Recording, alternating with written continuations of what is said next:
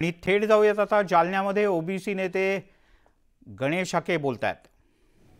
कारण ओबीसीचा एखादा नेता लोकसभा लढायला लागला, ओबीसीचा एखादा नेतृत्व जर प्रशासनामध्ये जायला लागलं, त्या माणसांना नामोहरम करण्याचं काम या फुले शाहू आंबेडकरांच्या महाराष्ट्रात होतंय।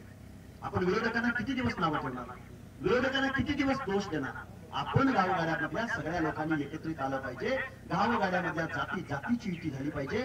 अरे बाबांनो, डॉक्टर बाबासाहेब आंबेडकरांना जातीपातीच्या संघटना निर्माण करता आल्या असत्या, पण डॉक्टर बाबासाहेब आंबेडकरांनी ओबीसी व्हीजेएनटी म्हणजे प्रवर्ग बनवलाय। तुम्हाला सगळ्या शेकडो जातींना एका न्याय देण्याचा प्रयत्न केलाय। तेव्हा या मंडल स्तंभावरती खूप काही बोलता येण्यासारखं आहे। सगळ्या बांधवांना माझी कळकळीची विनंती आहे, तुमचं आमचं आरक्षण वाचवायला परत एकदा सांगतो, फुले शाहू आंबेडकर जन्माला येणार नाही। हे आरक्षण तुम्हाला आम्हाला वाचवावं लागेल।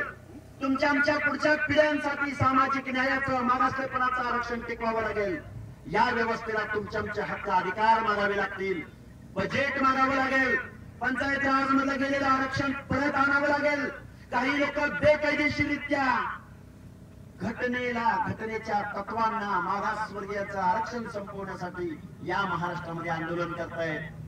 त्यांना समजावून सांगावं लागेल की हे मागासवर्गीयांचं आरक्षण आहे, बलुत्या आलुक्याचं आरक्षण आहे, भटक्या विमुक्त जाती जमातींचं आरक्षण आहे। तुम्ही जर शासक असाल, तुम्ही जर शेकडो वर्ष इथे रुलर असाल, गावचा पाटील, वतनदार, देशमुख मंडळी असाल, तर आमच्या भटक्या विमुक्तांच्या आणि ओबीसीच्या आरक्षणामध्ये तुम्हाला काय यायचंय याचं उत्तर इथल्या व्यवस्थेला आणि मुख्यमंत्री महोदयांना विचारावं लागेल।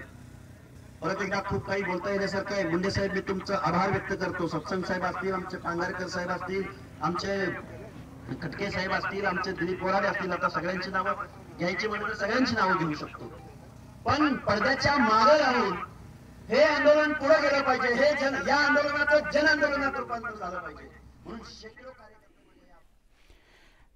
त्यामुळे जन आक्रोश मोर्चाच्या माध्यमातून प्राध्यापक लक्ष्मण हाके, जे ओबीसी समाजाचे नेते आहेत, ते आरक्षण बचाव रॅली काढतायत आणि त्यात प्राध्यापक लक्ष्मण हाके यांनी आपली मतं मांडली। तिकडे मराठा आरक्षणासाठी पुन्हा उपोषण केलेले जरांगे यांची वक्तव्य घटनाविरोधी असल्याचं ओबीसी नेते लक्ष्मण हाके यांनी म्हटलंय। मराठ्यांना ओबीसीतूनच आरक्षण हवंय, त्यामुळे आजपासून ओबीसींची ओबीसी बचाव जन आक्रोश यात्रा निघतेय आणि त्याची सुरुवात हाके यांच्या भाषणानं झाली। काही वेळापूर्वी त्यांनी न्यूज 18 लोकमतशी बातचीत केली, आपण पाहूयात। आजपासून ओबीसी बचाव जन आक्रोश यात्रा निघणार आहे आणि या यात्रेचं नेतृत्व जे आहे ते लक्ष्मण हाके आणि नवनाथ वाघमारे हे करणार आहेत। स्वतः लक्ष्मण हाके आपल्या बरोबर आहेत। सर, कशी ही यात्रा असणार आहे आणि किती दिवसाचा हा टप्पा असणार आहे तुमचा? 4 ते 5 दिवसाचा हा टप्पा आहे। जवळजवळ 400-500 किलोमीटरचं हे अंतर आहे।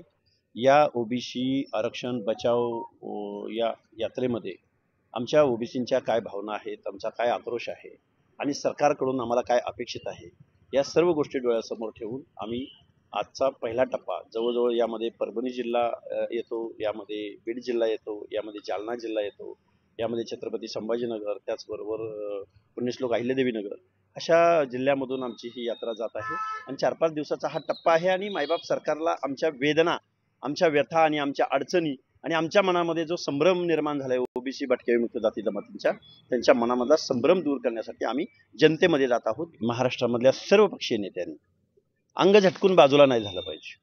सर्व नेत्यांनी एकत्र येऊन हे मागासवर्गीयांचं आरक्षण, ओबीसींचं आरक्षण टिकलं पाहिजे, ही आमची भूमिका आहे।